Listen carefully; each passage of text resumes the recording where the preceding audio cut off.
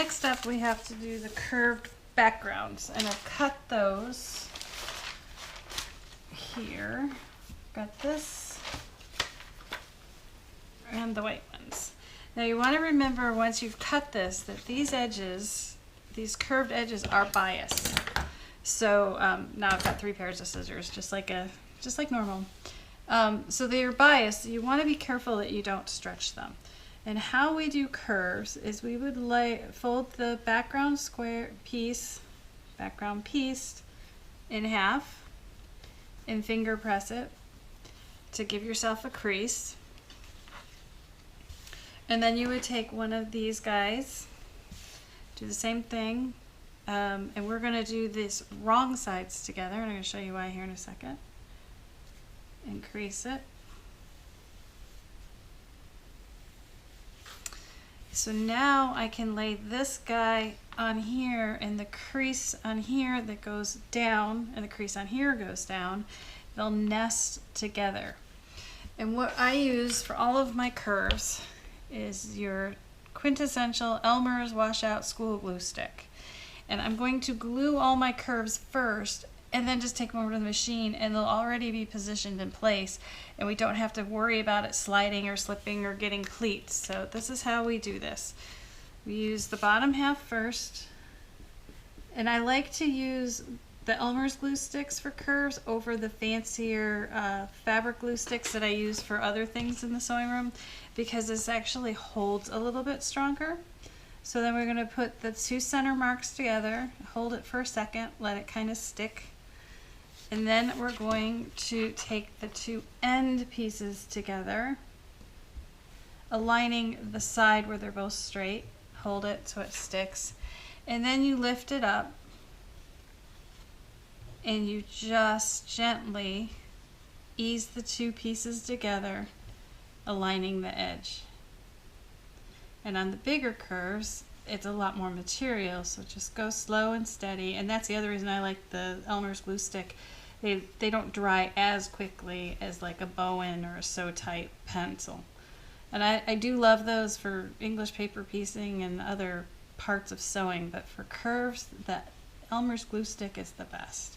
Alright, so that side's glued.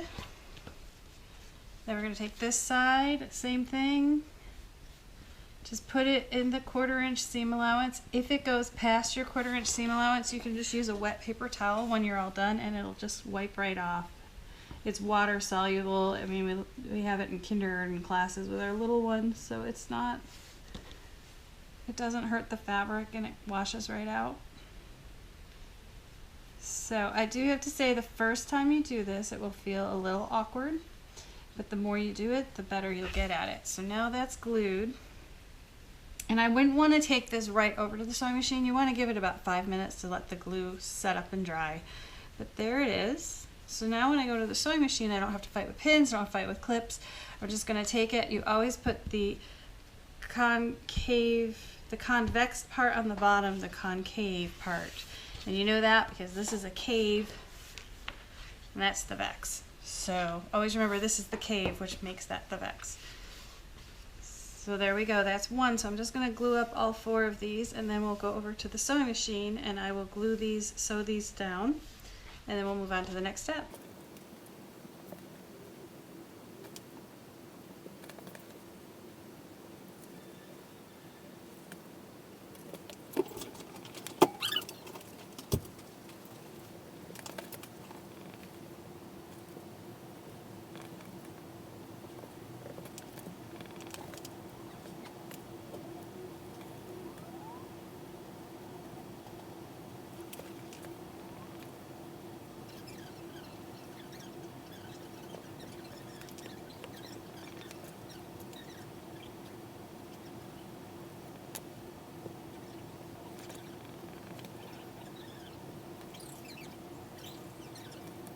These are all ready to sew. So let's hop over to the sewing machine and do that. So now we're over here at the sewing machine, and I have these curved pieces we've glued ready to sew. So how I do it is I put the big arced piece on the bottom and the background on top. You have your 1/4 inch foot in your machine. Let's see if I can get some light here. There we go. Now I can see. And because it's all glued, you don't have to worry about lining up that end. It's already lined up. So all you're worrying about is this 1/4 inch foot following this curve. And then I have a bumper on here, so I can even push this up against the bumper and gently go. And you want to smooth out the fabric as you go. Those are the only two things you have to pay attention to. You're always going to go slower on a curve than you do on a straight edge. Slow and easy, and you're less likely to have to tear it out.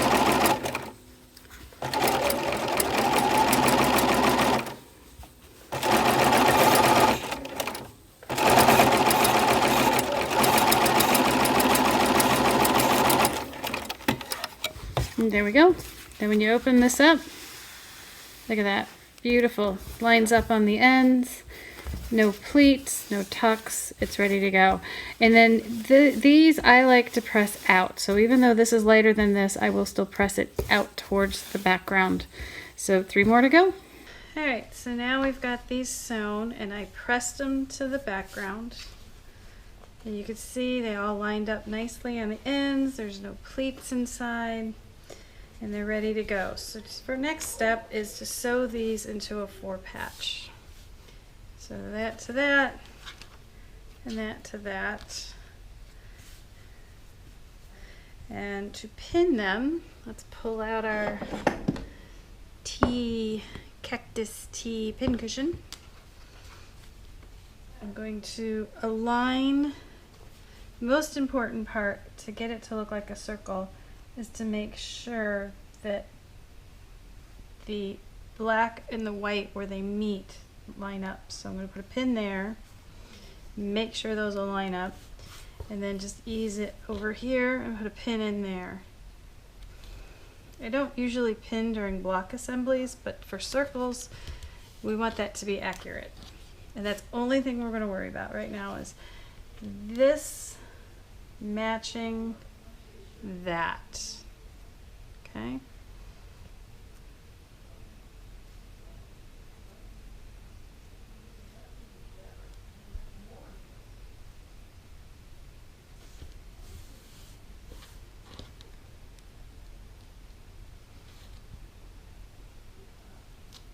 Alright, so let's go sew those, and then I will press them and sew them to make the 4 patch, and be right back.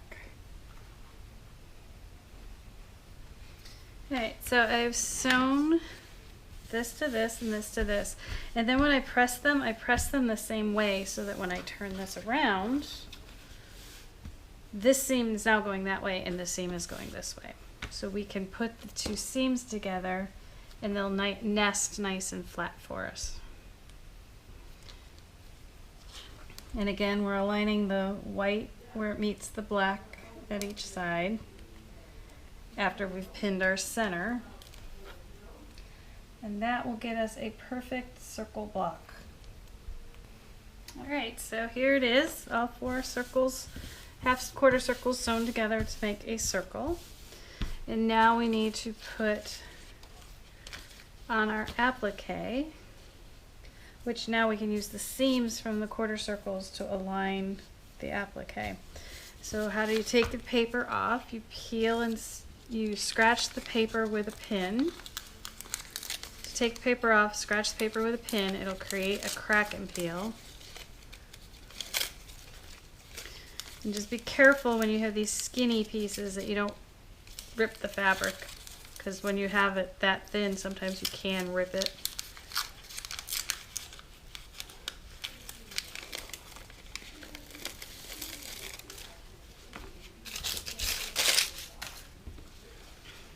So I will take this over to the ironing board, but just to show you how you lay it out, I'm going to use each pineapple center, which is where the 2 leaves meet, and get them aligned on here.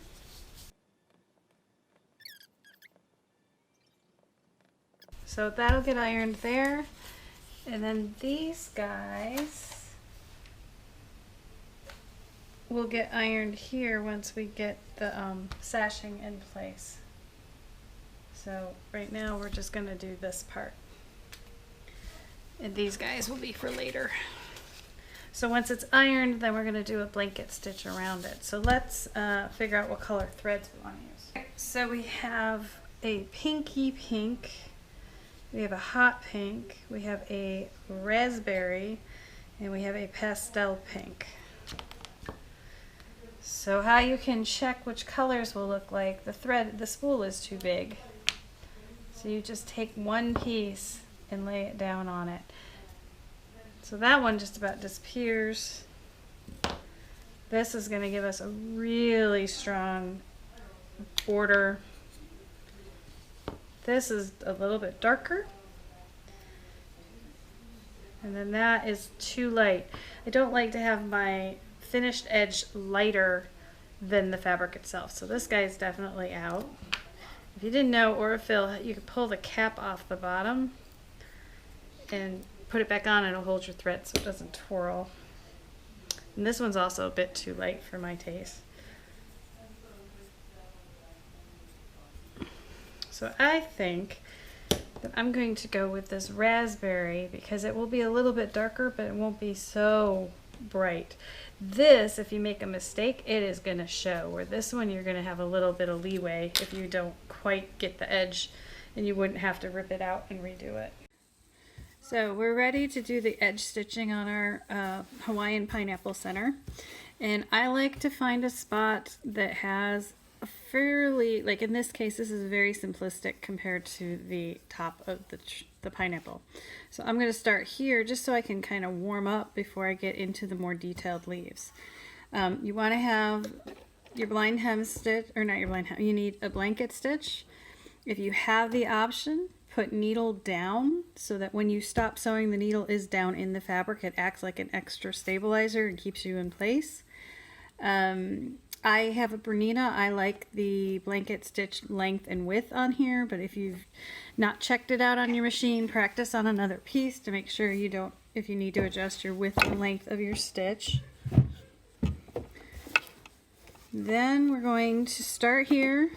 We're going to bring the needle down into the fabric, and I'm going to pull it back up. Now my needle is at center position, and on my foot, let's see if I have a thing here so you can see what I'm talking about. I have a line right here at the center of my foot. So I just need to keep that line on the edge of the fabric. The blanket stitch, the straight part of the stitch will go on the edge, and then the bite will go into the fabric. And so when I start, I know I'm going to go all the way around and come back to this point. So I will not back stitch my first stitch. I will come all the way around and then go over that stitch. If I'm going to not be back to that point, then I would do a back stitch. All right, so we have our threads up. We have our, I do hand crank my needle back down just so I know I'm right where I want to be. I get my threads out of the way and we're ready to go. And so this first part's fairly straightforward. It's a gentle curve. You just go as fast as you feel comfortable. I will try to go slower so it's not so loud for you guys. And then as I come into this first corner, I stop on the outside of the edge, lift it up. You see how the needle keeps this in position, so I can rotate it around the needle and not lose my place. And as I do these pointier leaves, I may lift up my foot multiple times to make sure I'm aligned where I need to be. When I get to the end, I go over my end point, come around, go over the end point a second time, and go to the center again. The more you do this, the better you get at guessing where the stitch is going to fall. And you always kind of want to err if you have to kind of hold the fabric in place. Let's see if I can do one. I kind of hold the fabric in place or push the fabric slightly to make sure my stitch falls, that last stitch falls where I need it to. just slightly. You don't want it so out of whack people will notice, but you can manipulate where the stitch is going to fall. And again, anytime you have these curves, you're going to do a stitch, pivot, do a stitch, pivot. You can see my pineapple is popping up off the fabric. I didn't press it down well enough, but I'm going to just continue. If you haven't done this a lot, I would definitely pull this out, repress it, come back, get rid of those tails. We don't need them.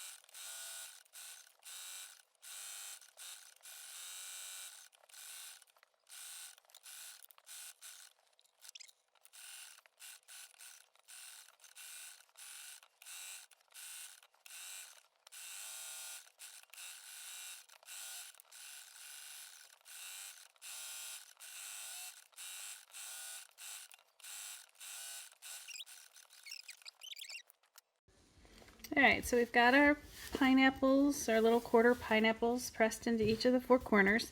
And we're going to do the same blanket stitch along the edge.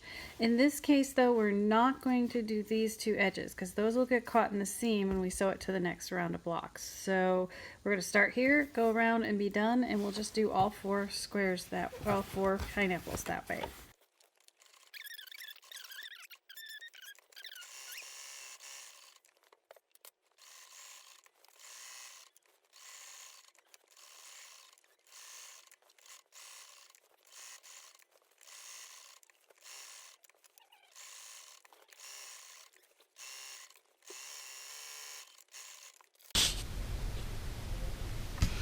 Alright, so now we have all our Tropic Breeze Island Getaway blocks done, and I'm going to give you a quick sneak peek before we move on to sewing it.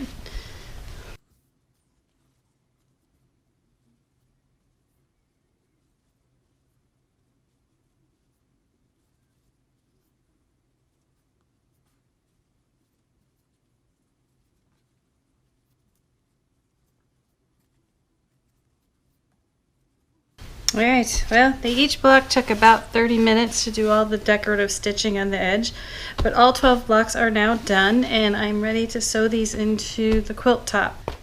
The quilt top is 3 blocks across and 4 blocks down, and so I know it doesn't probably save any time, but it feels that way to me. I always sew these into columns first, and then I only have to fight with 3 long columns versus 4 rows. So we'll sew this, sew this, sew this, sew them together. Then we'll have our quilt top done and we can add our border. Alright, so we have the blocks now sewn into my rows. And I opted to press the seams between the blocks open because this is 4 layers of fabric. It's pretty thick, so I did them open. You could press them all to one side, but you're going to have bulk where those appliques are. So, personal preference. I love to use these magic pins. They have silicone tops and they're really easy to grip. And we do sell those on our website, but I just love the way they feel and they're super, super sharp. So I sewed my blocks into columns. So I only have 3 columns with 4 blocks in each versus 4 rows with 3 blocks in each. And so again, this is the center, this is the one side. I'm aligning the appliques, which should align my seam. But if you have to decide one way or the other, align your appliques because they're going to be much more noticeable if they don't line up versus a seam that's white. So sometimes when you're doing these quilts, you have to make a choice and think about what's going to look best. So I do the two sides first.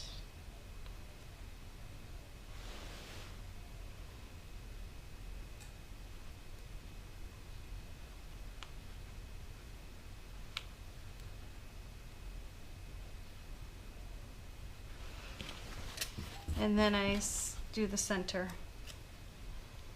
And if you really like to pin a lot, you can pin on either side. And then I start just rolling it up and move to the next section.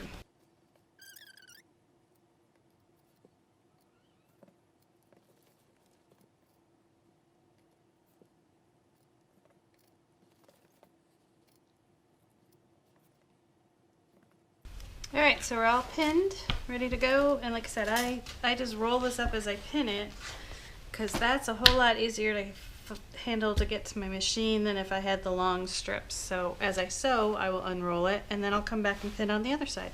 Right, so I've sewn my two rows together and I need to press my seams open, which I will do over at the ironing board, but I wanted to show you how I do that. I use a pressing strip stick and a purple thing. And I stick the stick under the seam and you press it taut, pull it taut over the stick, and I use the purple thing to pull it apart, and then I will take my iron and just iron that open. So that's how quick and easy way to press seams open, and again that's the strip stick and a purple thing. Alright, so got my two rows together. You can see how that looks, and I have a couple of threads to get rid of. And again, because these are so bulky, that seam was also pressed open. The rest of the seams in the quilt are pressed to one side, but the block and row seams are all pressed open. So next step is the last row or column, and that's why I like to do it this way, because I'm only fighting with 3 columns versus 4 rows, and it's just a minor thing, but it does feel like it goes together a lot faster. Okay, so my whole quilt top is now sewn together, and it's time to add the borders. And on this one there's only one border, and it's this really pretty ombre pineapple, or palm trees, ombre palm trees. So whenever I have something that is stripe-like, this is very stripe-like, I would sew the 2 borders together with a straight seam versus a diagonal seam. So what I mean is a traditional way to sew 2 borders together is to put them at a diagonal, or put them perpendicular to each other, overlapping them, and sew from this point to this point, so this would flip out. And so that way your eye travels over a diagonal seam and it blends easier. When you deal with a stripe, it's much cleaner to sew just a straight seam so that you don't disrupt the stripe pattern. So for this one, we're going to sew straight, then we'll add the borders to the quilt top and it will be all done. Here is our Island Getaway quilt top ready to go to the quilter. It's a pretty big top. It is 67 by 86, so twin size, but it's all done. All the applique is stitched down and the funky border is added. So once we get it back from the quilter, we'll hang it up so you can see what a great job Monica does with this. Just got our Island Getaway quilt back from the quilter, who's ready for a vacation. So here it is, all done. Monica Chrome quilted this. You can see she put feathering in the sashing, and then she just echoed around, well, stitched in a ditch around the applique pattern. And then in the border, she did just angles, just to kind of give it some movement but not compete with that really cool ombre palm tree border. This is a collection from Benartex again. This was Tropic Breeze. I hope you've enjoyed your little vacation with this quilt tutorial for our Island Getaway. Thanks for watching. I hope you've enjoyed this video, and if you have, make sure you like and subscribe below. You can find the Whimsical Workshop on our website, thewhimsicalworkshop.com, and that has all links to all of our other social media platforms. Thanks for joining us.